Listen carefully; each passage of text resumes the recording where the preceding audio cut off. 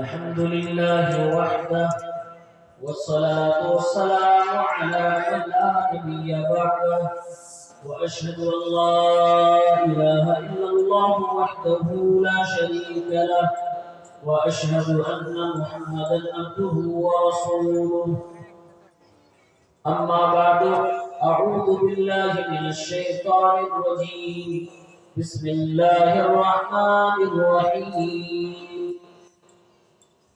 يا أيها الذين آمنوا اتقوا الله ولتنظر نفس ما قدمت لغد واتقوا الله إن الله خبير بما تعملون. حضرات کرام قدر، محترم صاحبین کرام، پردہ نشین اور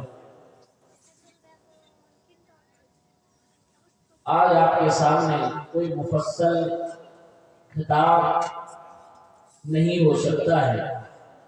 انشاءاللہ الرحمن کل کے پروگرام میں تفصیلی گفتگو رکھی جائے گی. بس آج آپ کو اللہ عز و جل کے کلام سے، قرآن مجید سے ایک پیغام دینا چاہتا ہوں. اللہ تعالیٰ نے آدم علیہ السلام کو زمین پہ اتارا تو اللہ نے فرمایا کہ اے میرے بندے آدم، زمین پہ جاؤ. زمین پہ جب بھی اور جب میری طرف سے ہدایت نامہ آئے گا، اس ہدایت نامہ کی پیروی کرتے رہنا. اپنے لوگوں کو، اپنے ساتھیوں کو، اپنی اولاد کو اس کی تعلیم، تربیت اور تبلیغ کرنا. آدم علیہ السلام نے اس دنیا میں قدم رکھا، اللہ کی وحدانیت کی طرف لوگوں کو بلایا. یہ ان سے چل کر ہمارے آخری نبی جناب محمد عربی صلی اللہ علیہ وسلم تک چلتا رہا. آپ صلی اللہ علیہ وسلم نے بھی دنیا والوں کو اللہ رب العالمین سے جوڑا. اس زمین پر تمام برائیوں کی جڑ یہ ہے کہ انسان کا تعلق اللہ کو چھوڑ کر باقی ساری چیزوں سے بن جائے تو یہ برائیوں کی جڑ بن جاتی ہے. آج سماج میں بے راہ روی، دین سے غداری اور بے دینی، بدعملی، اختلاف و انتشار، ایک دوسرے کے پیچھے پڑ کر اس کی برائیاں کرنا، غیبت، چغلی، مار پیٹ، فراڈ، بے نامی، جو کچھ اس روئے زمین پہ ہو رہا ہے سب کے پیچھے ایک ہی برائی کا فرما ہے، اور وہ برائی یہ ہے کہ انسان اپنا تعلق اللہ تعالیٰ سے چھوڑ کر غیر اللہ سے، مخلوقات سے، انسانوں سے، رہبروں سے، سرکاروں سے، ذمہ داروں سے، روپے سے، پیسے سے، دولت سے، شہرت سے، منصب سے، عہدے سے، ان تمام چیزوں سے لگا لے رہا ہے. یہ برائیوں کی جڑ ہوا کرتی ہے. انبیاء کرام زمین پہ آئے، انہوں نے بس ایک ہی کام کیا ہے کہ اے دنیا کے لوگوں، عہد الست میں جس کو تم نے رب مانا تھا، زمین پہ آنے کے بعد بھی اسی کو رب مانو اور اسی کی ربوبیت کو تسلیم کرتے ہوئے اپنے آپ کو اللہ کا بندہ تسلیم کرو.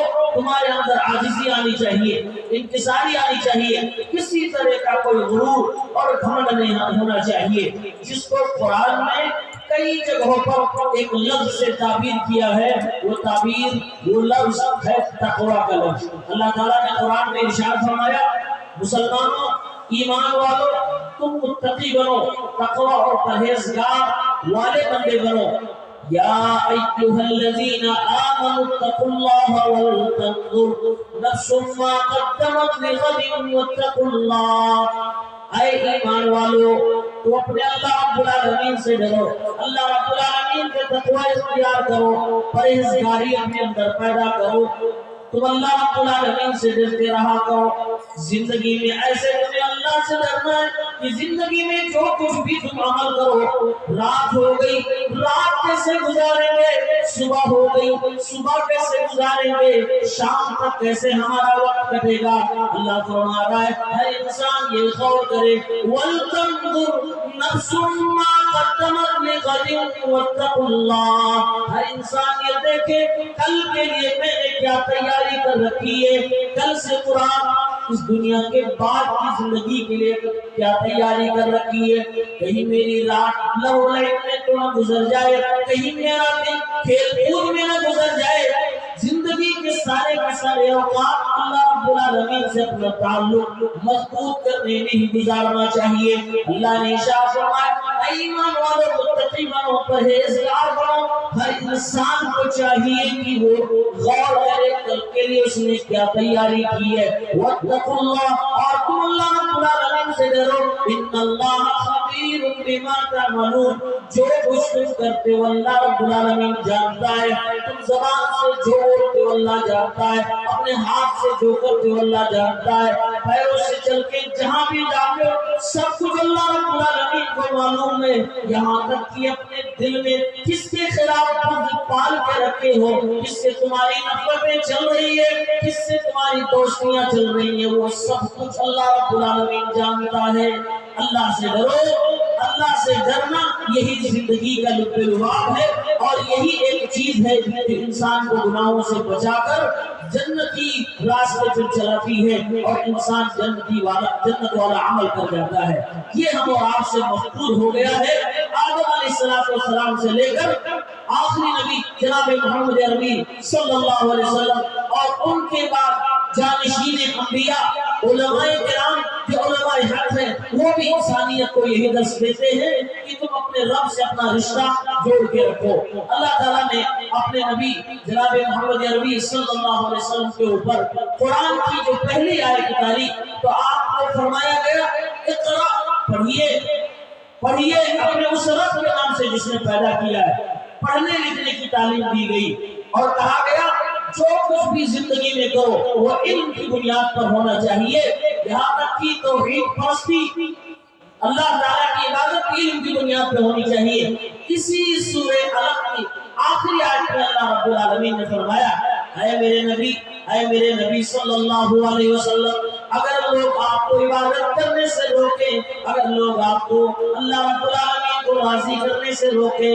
اگر لوگ آپ کو دین کے راستے سے روک رہے ہیں، اے نبی آپ ان کی باتوں کو نہ مانیں، واسجد واقترب، آپ نیک عمل کرتے جائیں، آپ دین کا کام کرتے جائیں، آپ اللہ کے لیے سجدے کرتے رہیں اور اللہ رب العالمین سے قریب ہوتے رہیں۔ یعنی اللہ تعالیٰ اپنے نبی کو حکم دے رہا ہے میرے نبی پڑھنا پڑھانا آپ کا کام ہونا چاہیے، علم کی بنیاد پر مضبوطی پیدا ہونی چاہیے، علم کی بنیاد پر تمہیں مضبوط بننا بھی چاہیے، اور میرے نبی اللہ رب العالمین کی عبادت ریاضت اور اللہ کے لیے سجدے بھی کرنا چاہیے۔ فائدہ یہ ہوگا کہ ایک ہاتھ میں علم کا چراغ ہوگا اور دوسری طرف تمہارے پاس عمل کا خزانہ ہوگا، اللہ تعالیٰ کے تم قریب بن جاؤ گے، واسجد واقترب، اللہ کے قریب بن جاؤ گے، متقی بن جاؤ گے، پرہیزگار بن جاؤ گے، دنیا میں گناہوں سے بچ جاؤ گے اور اللہ کا عزت بڑھانے میں کامیاب ہو جاؤ گے۔ اس دنیا میں اس زندگی میں مختصر چیز جو بھی زندگی ہے ہمیں اور آپ کو اس میں تقوی اختیار کرنا چاہیے۔